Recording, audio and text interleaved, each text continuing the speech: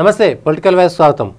ఒక జర్నలిస్ట్గా కెరీర్ మొదలుపెట్టి పోటీ పరీక్షలకు ఎట్లా ప్రిపేర్ అవ్వాలని విద్యార్థులకు గైడెన్స్ ఇచ్చేటువంటి ఒక ఉత్తమ ఉపాధ్యాయుడిగా మారిపోయి ఆ తర్వాత ఉపాధ్యాయులుగానే మాత్రమే కాదు విద్యార్థులకు ఎటువంటి సౌకర్యాలు ఉండాలని ప్రభుత్వం పైన ఒక ఉద్యమాన్ని రూపొందించినటువంటి ఇన్ని రూపాంతరాలు చెందినటువంటి వ్యక్తి అశోక్ సార్.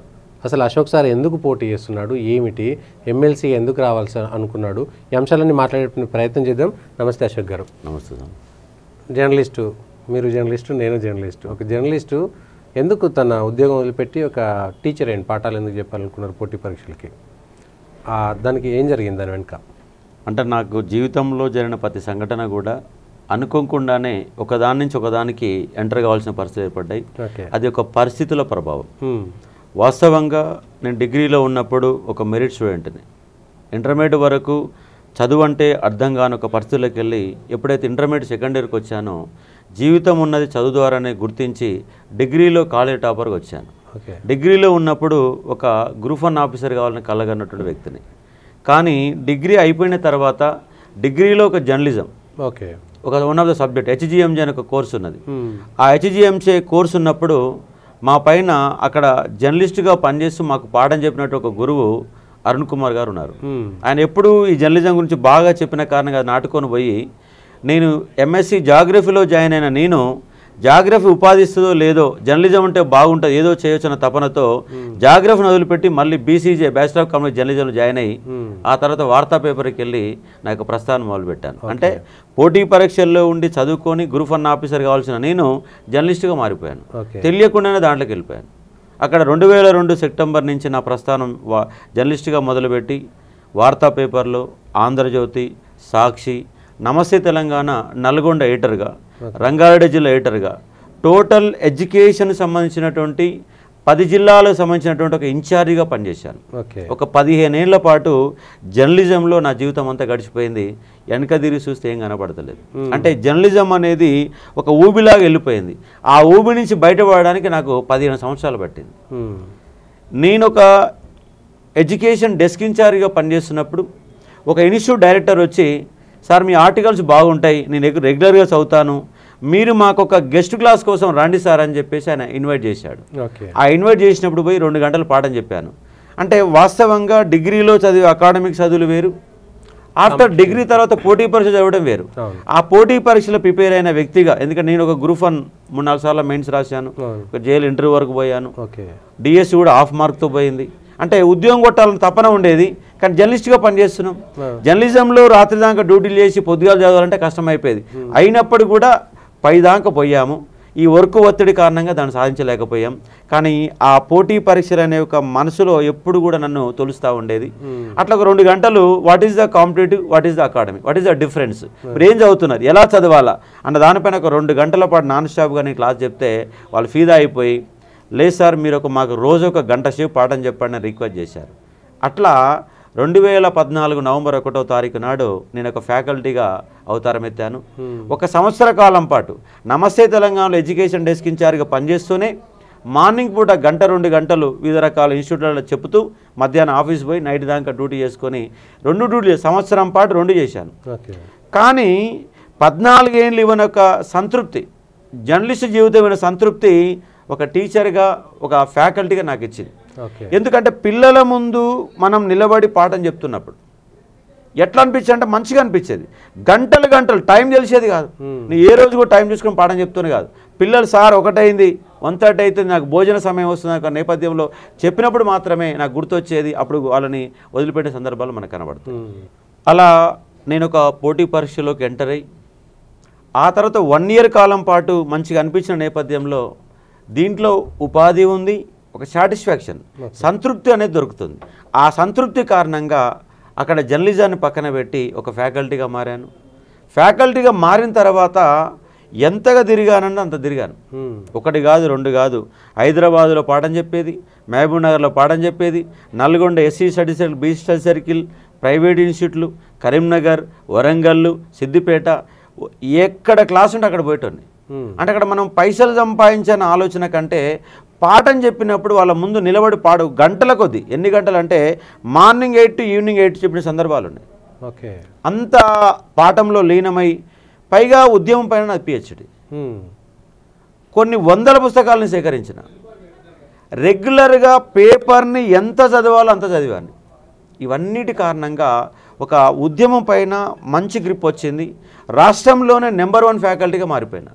నేను పాఠం చెప్పడం మొదలుపెట్టిన సంవత్సరంలోనే గ్రూప్ 1 క్లాసులు చెప్పడం మొదలుపెట్టిన.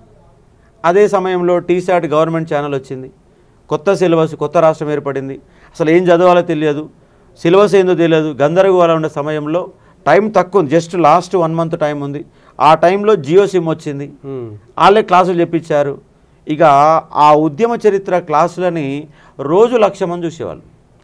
నేను చెప్పింది 25 గంటల క్లాసు, కానీ వ్యూస్ చూస్తే 80 లక్షల వ్యూస్ ఉంటాయి. అంటే అంతగా ఉద్యమంలో నిమగ్నమై పాఠం చెప్పిన కారణంగా అశోక్ సార్ అనే ఒక వ్యవస్థ తెలంగాణ రాష్ట్రానికి మొత్తం పరిచయం అయ్యాను. అట్లా 2015 నుంచి 2020 దాకా తిరిగి చెప్తూనే ఉన్నాను. 2020లో కరోనా వచ్చింది. కరోనా సమయంలో ఖాళీగా ఉండడం ఎందుకని యూట్యూబ్ ఛానల్ స్టార్ట్ చేశాను. యూట్యూబ్ ఛానల్ కాదు, వాళ్ళ ఆన్లైన్ క్లాసెస్ ఒకటి ఉందని తెలుసుకొని ఆన్లైన్ యాప్ తీసుకున్నాను. యాప్ తీసుకొని తెలంగాణ మూమెంట్, తెలంగాణిస్ట్, ఇండియన్ హిస్టరీ 3 సబ్జెక్టులు కలిపి ఒక ప్యాకేజ్ పెట్టాను. ఒకటే మంత్లో, ఓన్లీ 1 మంత్లో 500 అడ్మిషన్లు అయినాయి. అంటే అశోక్ సార్ యొక్క పాఠాన్ని బాగా ఆస్వాదించడం మొదలుపెట్టారు. అలా ఆన్లైన్ అనే వ్యవస్థలో అశోక్ సార్ వాళ్ళ తెలంగాణ రాష్ట్రంలో నెంబర్ 1 ఉన్నాడు.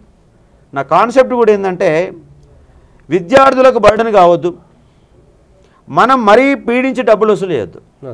మన ఖర్చులు వెళ్ళాలా, మన కుటుంబం నడవాలా, ఖర్చులు వెళ్ళాలా, కుటుంబం నడవాలా, విద్యార్థులు ఫ్లెక్సిబుల్ ఉండాలా. అందుకే 10,000 రూపాయలు ఉన్న ఫీజుని 1000 రూపాయలు పట్టుకొచ్చాను. అట్లా కొన్ని లక్షల మంది ఇవాళ నా యొక్క స్టూడెంట్స్, ప్రతి ఊర్లో 50 మంది ఉన్నారు. అది గ్రూప్ 1 క్లాస్ కావచ్చు, గ్రూప్ 2 క్లాస్ కావచ్చు, కానిస్టేబుల్ కావచ్చు, ఎస్ఐ కావచ్చు, గురుకులాలు కావచ్చు, డిఎస్సి, ఏదైనా తెలంగాణ మూమెంట్ అంటే అశోక్ సార్ చెప్తాడు. అట్లా రాష్ట్రం మొత్తం పరిచయమైన.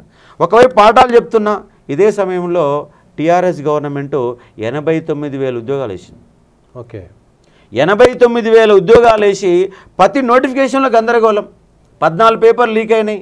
కానిస్టేబుల్ రిజర్వేషన్ సమస్య, లాంగ్ జంప్ సమస్య, తప్పుడు క్వశ్చన్లు, ప్రతి నోటిఫికేషన్లో గందరగోళం. రోజు బోర్డు పైన పాఠం చెప్పిన నేను, పాఠం చెప్పడంతో పాటు వాటిల్లో జరుగుతున్న అక్రమాలు, వాటిలో ఉన్న గందరగోళాలు, వాటిలో రిజర్వేషన్ల యొక్క గందరగోళాలు, తెలుగు మీడియం పెట్టాల్సిన ఎగ్జామ్ ఇంగ్లీష్ మీడియం పెట్టడం, హైట్ పెంచడం, ఏజ్ కూడా పెంచకపోవడం, ఎన్నో సమస్యలు. అన్ని సమస్యలపైన స్పందించిన విద్యార్థులంతా నన్ను రోడ్డు మీద తీసుకుపోయారు. మీరైతేనే ఈ సమస్య పరిష్కారం దొరుకుతుంది సార్ అని రోడ్డు మీద పిలిచారు.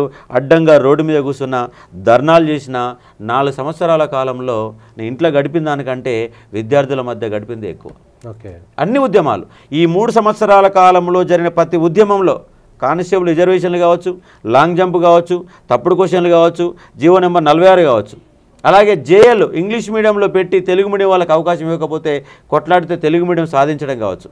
గ్రూప్ 1లో హైట్ 167.6 ఉంది, కానీ ఉండాల్సిన 165 ఉండాలా. ఇది రాజ్యాంగ విరుద్ధం. ఐపీఎస్కు లేనట్టు హైట్ గ్రూప్ 1లో ఎందుకు ఉంటుంది? ఎందుకంటే గ్రూప్ 1 ఆఫీసరు ఎటుపోతారంటే ఐపీఎస్కి వెళ్ళిపోతాడు. మరి ఐపీఎస్కి ఉన్నట్టు తక్కువ ఉంది కదా, మరి అది ఎట్లా ఎలిజిబుల్ అని చెప్పేసి కొట్లాడితే హైట్ తగ్గింది.